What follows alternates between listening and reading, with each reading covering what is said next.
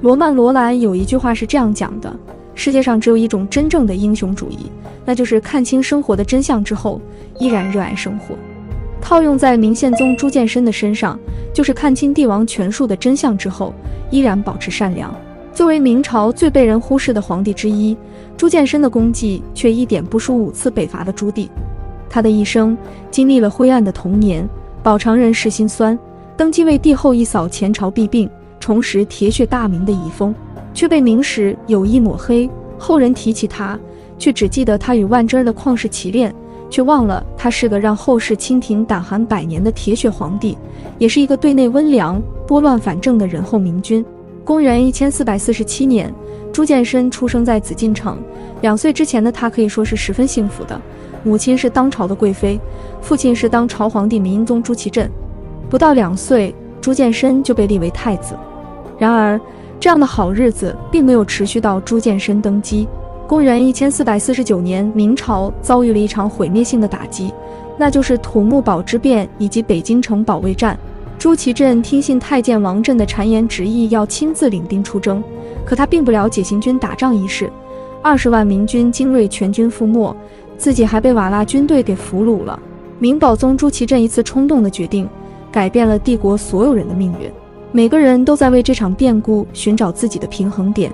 以徐有贞为首的一群人主张南迁避祸，而于谦等人则坚持保卫北京，守住国门。瓦剌也先想挟持朱祁镇赚取更多的好处，所幸朱祁镇的弟弟，也就是太子朱见深的叔叔朱祁钰站了出来，挡住了瓦剌军队的进攻，替代被俘虏的明英宗朱祁镇坐上了95至尊之位，是为明景帝。而孙太后还想保住儿子朱祁镇这一脉的皇位，即便同意了朱祁钰即皇帝位，也坚持要立朱见深为太子。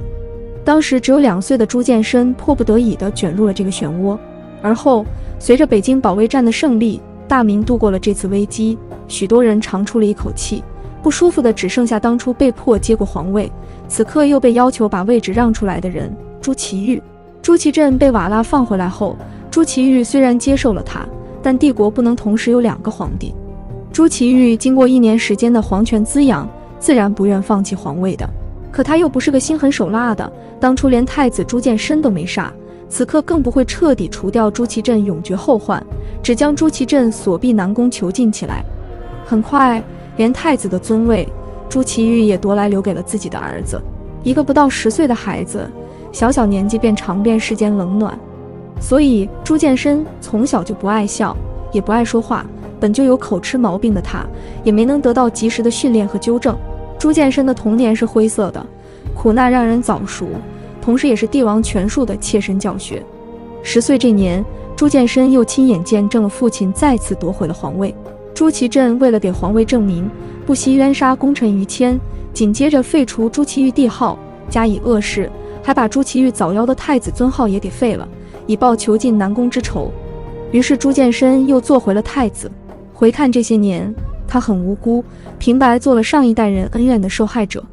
好在朱见深在童年的阴影下没有长歪，在看清帝王权术的真相之后，朱见深的心里依然有爱而不是恨，依然能保持善良。善良让朱见深能够客观公正地面对父亲的错误，结束上一辈的恩怨。明英宗朱祁镇没有治世之才，明景宗朱祁钰在位期间也并没有太大的作为，以至于朱见深登基时父辈给他留下的就是一堆烂摊子，宦官专权，党争不断，叛军丛生。当时大明的朝堂上多是阿谀奉承的小人，幸运的是朱见深并不像朱祁镇一般任人唯亲，喜欢享受被人奉承的感觉。登上帝位的第一件事情就是铲除是大的宦官。稳固了自己的地位后，朱见深做的第2件事就是为于谦平反，并追赠他为特进光禄大夫等爵位，赐其在木边建祠堂的殊荣，亲自提名为金公。他肯定了于谦的功绩，也替父亲承认了错误，获得朝野盛赞。不仅如此，朱见深还承认了自己叔叔的地位，并没有因朱祁钰曾将自己的太子之位罢免而怀恨在心。正所谓士为知己者死，明宪宗的这一番操作，使得朝中对帝王和大明失望的清流重归朝堂，尽心尽力地辅佐他。不过朱见深只恢复了朱祁钰的帝号，并给他重新拟定谥号，但明代宗这个庙号要一直到南明弘光皇帝朱由崧时期才给朱祁钰加上。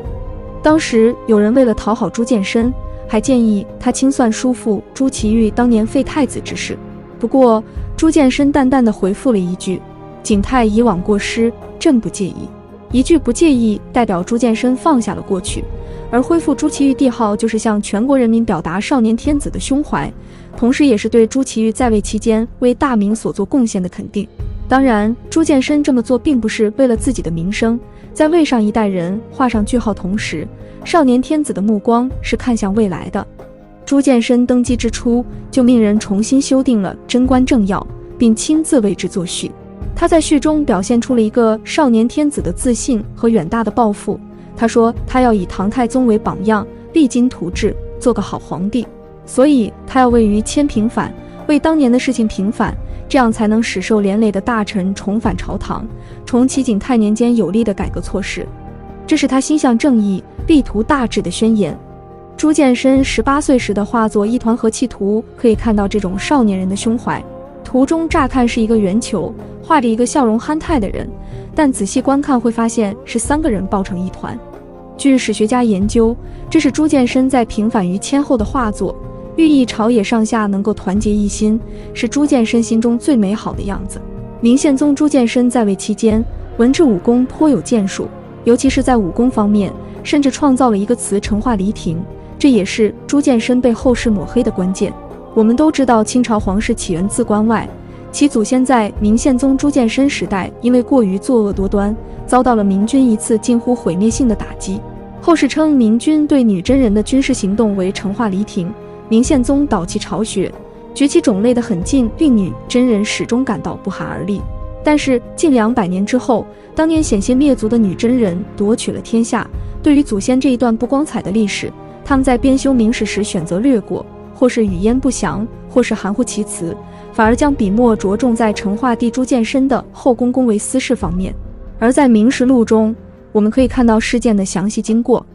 第一次成化离庭发生在成化3年，当时女真人在正月、3月连续入寇，甚至还杀害了明朝都指挥使邓佐。朱见深虽然有口吃的毛病，却是个坚决的主战派，乐于言而敏于行。